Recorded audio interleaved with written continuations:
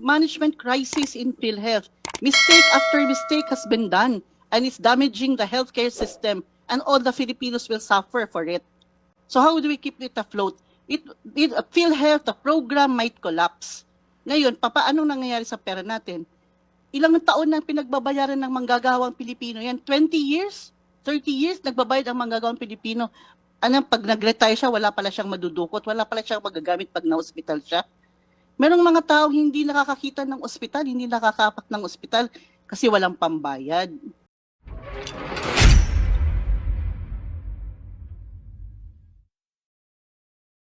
Okay, ma'am. Sige po, as you were saying, ma'am, please go ahead. Okay. We heard that the NPC decision is already out, but we haven't read the decision yet.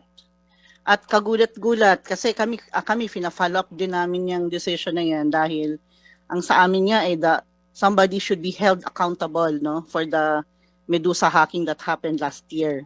So kagulat-gulat yan kung the fine is 2% of the gross income in 2022 that of 228 billion. I have computed it. It's 4,560 million. So medyo malaking halaga po yan. Ang tanong, sino po ang mag-shoulder nitong fine na ito? Kasi kung PhilHealth po, ibig mo bang sabihin, pera ng taumbayan ang gagamitin? 'Di ba? Ang information na nga po nila ang na-hack po, na nakalabas na sa dark web, ang mamamayang Pilipino pa ba ang magbabayad ng 4,560 million?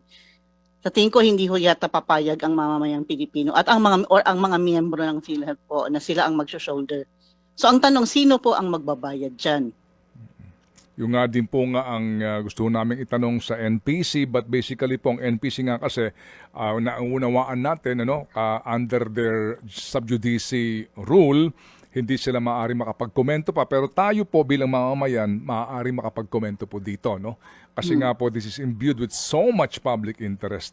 So dito po sa Sir Ted, speaking on behalf of the members, hindi po tayo papayag. Nakukunin po yan sa pera ng PhilHealth, di po ba?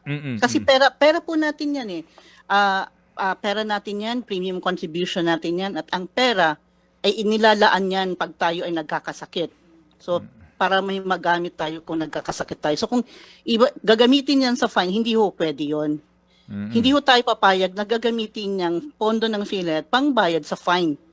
Sa korte po yan mapupunta po yata ay yung fine na yan na 4,560 million. So hindi po tayo papayag dyan.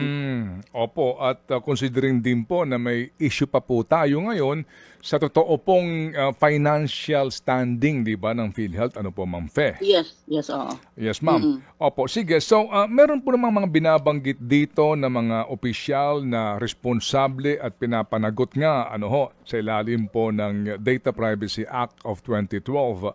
Ano ho ang inyong mga panawagan dito po sa mga taong ito? Ito naman po ay public record and they are going to be given the chance, to answer this. Kasi ito ho kasi decision na po ito ng MPC, but definitely po sa haba ng legal processes po sa Pilipinas, malamang po may mga iba pang legal na mga usapin po ito, but basically po ang pinagpapaliwanag po dito ay ilang pong opisyal ng PhilHealth. Babanggitin ko po mga pangalan nila ha. Ang sinasabi po dito, Respondent PhilHealth Insurance Corporation and its responsible officers, Apo, L. Dino Santos, Nerissa Santiago, Nelson De Vera, and Alan Sabiniano liable for access due to negligence under Section 26 of RA 10173, as I stated earlier. And then forwards this decision and a copy of the pertinent case records to the Secretary of Justice and recommending the prosecution of the Philippine Health Insurance Corporation's responsible officers, Eli Dino Santos, Nerissa Santiago, Nelson De Vera, and Alan Sabiniano. So ito ho, again, they are going to be given the chance to reply dito po sa sinasabi nga na kakaharaping kaso, at ang aming pong programa ay bukas po sa kanilang panig para po sa kanila po namang maaaring komento sa desisyon na ito. So ito pong mga opisyal na ito ngayon na andyan pa, ano ho ang inyong panawagan sa kanila? The two, Attorney Eli Dino Santos and Nerissa Santiago po are members of the EXICOM. the other two are non-executive officers po yan eh, nasa IT. So, ang ano namin po, parang kung 4 lang po sila at ang 2 pa ay non-executive officers, ang tanong po namin, command responsibility, ba't hindi po nasama si PCA o Ledesma? Or the whole EXICOM for that matter, the other EXICOM members for that matter. This is command responsibility. This is a malaking kaso po ito kung halagang, this is a massive penalty, decision, massive violation po ito na the penalty is amounting 4,560,000,000. Ang ano ko lang, bakit silang 4 lang at bakit yung 2 pa ay non-executive officers? The command responsibility po, di ba ba? Command responsibility, sino po ba talaga ang accountable dito sa nangyari? Yung 2 members lang, EXICOM lang po ba? So yun po ang tanong din namin, kung 4 lang yan and the other 2 parang fall guy lang ba itong mga ito? Yung 2, the non-executive officers, there's command responsibility. The EXICOM is equally liable dito sa penalty, dito sa Medusa hacking. Yun yung sinasabi namin in 2023 pa, sabi namin there's crisis, management crisis na nga eh. Because we are being led not hindi experts po ang nagmamanage ng PhilHealth. Kaya lagi naming pinapanawagan yan, administration after administration, maglagay po ng experts dyan sa PhilHealth. The Filipinos deserve better, the members deserve better. Kasi right now, ang sa nangyayari, no, management, ano ko lang po, Sir Ted, sa nangyayari ngayon, no, itong nangyayari ngayon na zero subsidy, nag-uumpisa yan sa paglabas ng 89.9 billion na sinasabing maraming pera ang PhilHealth. There's excess fund, kaya ang Kongreso at Senado nagdesisyon, DCK, ibalik yan ang pera, kung sobra ang pera nyo, doon sa unprogrammed projects ng gobyerno. So doon nag-umpisa, and bakit paulit-ulit nating sinasabi, there's excess fund, there's reserve fund, there's investment fund. Kung ang COA na mismo ang nagsasabi, no, base sa kanilang masusing pagsusuri ng ginawa nila sa ating financial statement, there's deficit. Deficit nga po eh. That is in 2023 na financial statement. Deficit na po. So bakit po tayo tuloy-tuloy na sinasabi natin itong management na merong pondo? May surplus actually, ang sinasabi. May surplus, may reserve fund. If we factor in sa financial statement ito insurance contract liabilities, there's a deficit of 600 billion na po. So ngayon yung sunod-sunod na dagok lang, no, ang nangyayari sa PhilHealth. So ang reserve fund hindi pa nga na-establish. Kailangan reserve fund kasi batas po ito eh. Kailangan may reserve fund na good equivalent to 2 years. In 2022 ang kailangan pong reserve fund ay 432 billion. In 2023 we need 500 billion reserve. Ito ba ay naitabi na yan, yung 500 billion and 430 billion na reserve para masabing may surplus? And yet in 2023 merong 600 billion deficit and yet naglabas tayo ng 89.9 billion. So, maraming nawalang pera ng mga miyembro. Sa paglabas lang ng 89.9 billion, kinumpute na agad yan ng COA. I've seen the interview with Ma'am Heidi of COA. Kinumpute na agad yan magkano ang mawawala kung ilalabas yung 89.9 billion. 2.5 billion po ang mawawala sa pera ng PhilHealth. Kinumpute na yan. Ngayon, actual, ang nilabas na ay 20 billion. So that's costing 59 million in documentary stamps alone and 329 million in losses. Kasi nag-preterminate. That's for the 20 billion alone na nilabas. 60 billion po ang nailabas. So times 2 niyan, so that's 776 million na ang nawala doon sa another 40. So total, 1,164,900,000 po ang nawala doon sa pagbabalik ng 60 billion. So maraming pera, no? At parang ganun lang ba kadali? na maglustay ng pera, pera ito ng mamamayan. Kaya hindi natin din masisi yung taong bayan na nagagalit, na lumalabas na sa kalsada para manawagan na umalis na kayo dyan sa pwesto. Kasi hindi nyo ba talaga alam na kailangan may reserve fund, kailangan establish yan before we say that there's excess fund? Di ba talaga alam o nagmamaang-maangan? Either way, hindi kayo dapat nandyan. Kasi you are just blind followers of the one sitting in Malacanang. Di ba? Either way. Kasi ang mangyayari nito, this might cause the collapse of PhilHealth. Kasi ubos na yung pera. Zero subsidy pa. Naglabas na ng 89.9 billion or 60 billion. Zero subsidy, walang papasok. Katakot-takot pa na nawala doon sa pagbalik ng 60 billion. Opo. Di po ba? So, So there's deficit at nagbabalik ng pera.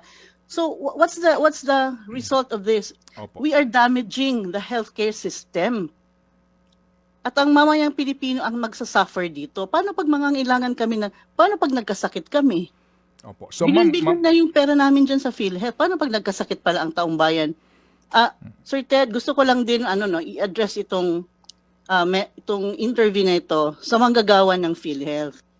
Kasi po dapat maunawaan po nila bakit tayo nagsasalita dito. Kasi merong iba po nagagalit sa pagpa-unlock ko sa inyo sa interview. Dapat maintindihan po ng Union, kasi I'm really in a very difficult situation, may mga nagagalit. Ang mandato ng Union, ng mga manggagawa sa pampublikong sektor, hindi ho tayo nandito lang para bantayan at pangalagaan ang ating kapakanan at karapatan. Tayo ay boses ng taong bayan. Representante tayo ng taong bayan sa mga ahensya na ating kinapapalooban. Obligasyon natin ang magsalita kung may nakikitang katiwalian. Every Monday we recite it, Ted, Kapag may nakitang katiwalian, obligasyon natin magsalita.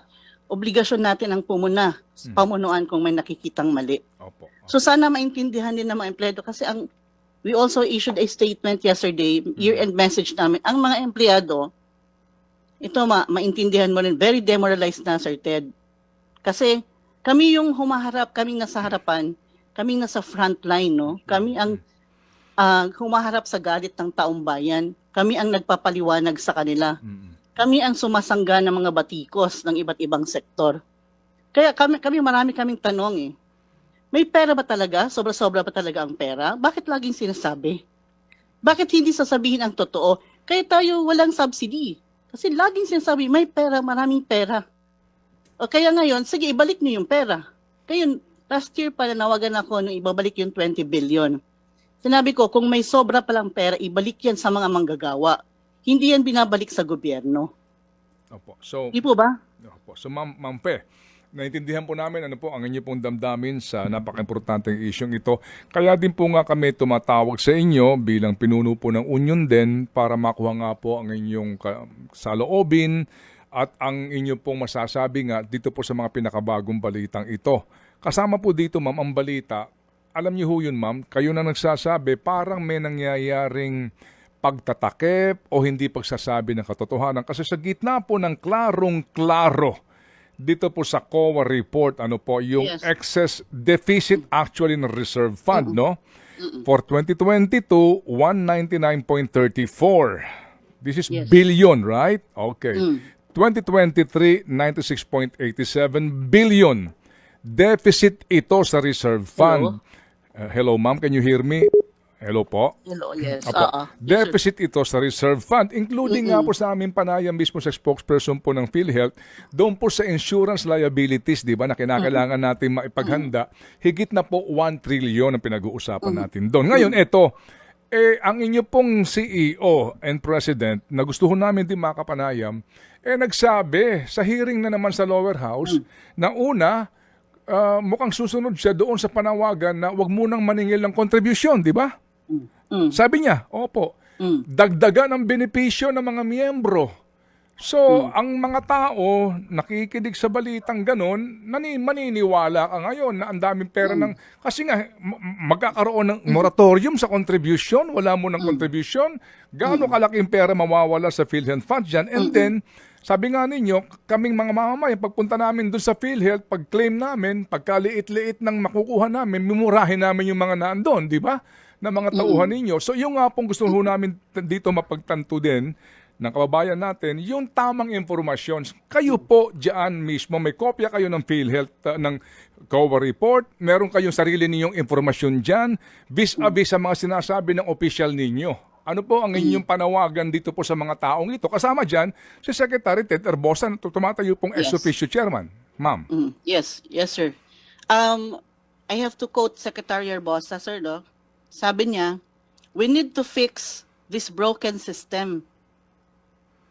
So we challenge the good secretary and the board to fix it now, for the sake of the healthcare system and the 100 million Filipinos whose health needs depend on it. Lagi na pong sinasabi, there's a broken system in PhilHealth. So you need to fix it now. I'm addressing it to Secretary Bosa and the board. Kasi last year pa kami nanawagan fix na. There's management crisis in PhilHealth. Mistake after mistake has been done. And it's damaging the healthcare system, and all the Filipinos will suffer for it. So yun nga po, laging sinasabi, may pera. 'Di ba? Hindi magbibigay ng subsidy. So hindi na magbibigay ng premium.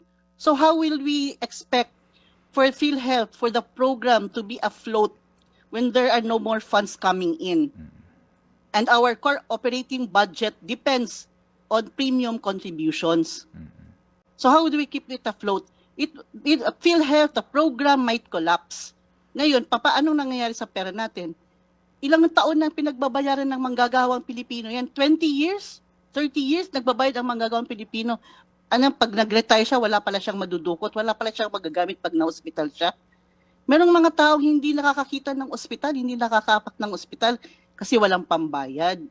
Diba? Itong subsidiya na to, para to sa marginalized sector na ayaw ibigay ng Kongreso at Senado. Para sa marginalized sector ito, premium nila ito. Ngayon, itong mga taong ito ang walang HMO. Sila pa yung ang tatanggalan ng subsidiya. So sino ngayon na mag-shoulder ng subsidy? Ang manggagawang Pilipino na nagbabayad na walang choice dahil automatic binabawasan sa sweldo. Sino ngayon? Di ba dapat ang gobyerno? Karapatan ang health. Health is a right. Dapat i-provide yan ng gobyerno. Bakit ngayon ang manggagawang Pilipino na ngayon ang mag-shoulder na yon ng subsidiya ng marginalized sector? At saan ngayon mapupunta ang subsidy na hindi ibibigay sa PhilHealth? Saan? Sa ayuda? Sa AKAP? Sa IMAP? Para magmamalimos na ang mga tao kasi nasa kanila na yung pera, nasa mga kongresista, na mga senador? Magmamalimos na lang? Binabayaran na yan ng PhilHealth. Binabayaran na yan ng taong bayan. So ngayon, this might cause the collapse. I think ako hindi na ako mananawagan kay President BBM kasi wala. Bingin na din wala na yung naririnig Hindi ako mananawagan sa management ng PhilHealth, mananawagan lang sa taong bayan. We deserve better. We deserve much, much better. Kasi this is I'm sorry for the PhilHealth employees, no? Kasi this is the reality. Reality check lang tayo, no? Wala nang perang pumapasok and yet management is saying maraming pera. So ang mga kongresista, mga senador, kukunin ang pera, saan mapupunta? At sino magsasuffer ngayon? Ang mamamayang Pilipino na walang pang-pa-ospital in case na mag-collapse o bumagsak ang ating National Health Insurance Program.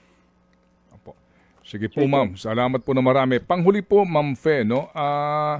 Kasi po din sa decision po, 'di ba, ng NPC dito, yung lahat na 42 million individuals, no, na apektado po ng data breach, kinakailangang informahan, kinakailangang sulatan, 'di ba? They have to write them, no?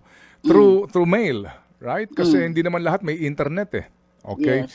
So, yung gastos po dito sa 42 million mails na ipapadala, ito ay gastos ng mga miyembro. Yes, kukunin na naman sa budget ng PhilHealth. So that's 42 million times 16 pesos. How much is the 16, meal? opo, postal services 16, hindi pa kasama yung papel at saka yung Yes. printing at saka yung sobre. Yes. Oo. Yes. So let's do the math. So malaking pera din yan, Sir Ted. So ang laking nawala ng pera, no? Ang laking nawalang pera ng mamayang Pilipino. Okay. So ito ho, sigurado, ang gastos dito para doon sa printing sa mga papel at sobre, PhilHealth, yung mailing nito, PhilHealth din, no? Yes. Meaning members' contributions, right? Yes, yes, sana wala namang ibang panggagalingan, Sir Ted. Okay, opo. And again, to put it in the right perspective, sa akin po nabanggit kanina, yung aking binanggit na 228.6 billion ay yung income na computation na babawasan ng 2% bilang penalty. So that's 4 billion, ma'am. Yes, that's 4 billion, 4.5 billion. Opo. 4.5 billion po yung penalty na ipinapapataw dito po sa mga nagkamaling ito. Alright, ang tanong lang natin, sino magbabayad nito? Saan kukunin ang pera? Oo. Speaking on behalf of the members again, Sir Ted, hindi tayo papayag. Nasa pera po natin kukunin ang 4.5 billion. That's our money, premium yan natin na pinaligay sa PhilHealth. At that is members' money and that should be used for our healthcare at sa ating pagkaka-ospital. Dapat gagamitin yan natin kung kailan natin kailangan. So that should be not be paid for by PhilHealth. Opo. Sige ma'am, at ako po ay nagpapasalamat ng lubos sa inyo, Ma'am Fe. Alam ko po na diyan mismo sa loob po ng inyong organisasyon ay meron pong ilang mga, alam nyo na, no? Hindi nga natutuwa sa inyong ginagawa, but definitely po ang ating po lang hangad ngayon ay katotohanan at ang tamang informasyon. Opo, ang totoong nangyayari. Salamat po ng marami, Ma'am Fe. At sa gitna ng lahat, ma'am, we wish you and your colleagues there at PhilHealth the best in 2025. Thank you, sir. Opo, salamat. FM. At muli lang po akin liliwanagin, doon po sa akin nabanggit nga kanina, hindi po 228.6 ang penalty. Doon po ikikwenta yung penalty na sinasabi nga po sa desisyon, 2%, no? Sa income po ng PhilHealth noong 2022, yung gross annual income nila. Ang penalty po dito ay hindi 228.6, kung hindi yung pong 2% noong 228.6 billion pesos. And that corresponds to 4.5 billion. Sabi po ni Ma'am Fe. At dito po sa usapin, mga kapatid rin, no, ng gastusin natin sa obligasyon ng PhilHealth ngayon na sulatan lahat ng 42 milyones na mga miyembro ng PhilHealth na nagkaroon po ng data breach. Doon pa lang po sa 16 pesos na bawat padala ng sulat, that's 672 million na. Yung pong papel, sobre at printing ng bawat sulat, ilang pong daang milyon po na naman yon. At yun po, saan kukunin po ng mga taga-PhilHealth Management kundi sa members' contribution. FM. Bakit po ba tayo nakatutok po sa isyong ito, mga kapatid? FM. Para po klaruhin lang natin ang mga totoong pangyayari kasi hindi ho kami makarinig ng tamang pangyayari. Even in Congress, kami lang po, with all due respect, sa dinami-dami po ng researchers ninyo, ng mga abogado ninyo, ng mga tauhan ninyo, bakit po wala ho nagbabanggit sa laman ng COA report na pinag-usapan namin mismo ni Ma'am Heidi Mendoza, ni Shelo Magno, ni Ma'am Pedito, na ito po ito ay hindi nagsisinungaling. Ito po ay ebidensya na hango sa mga pag-aaral. At dito po, klaro na wala pong surplus fund ang PhilHealth. Anong pinagsasabi nyo, Mr. Ledesma, na hindi na kayo maniningil ng premium contribution? Anong sinasabi nyo na magdadagdag kayo ng benepisyo?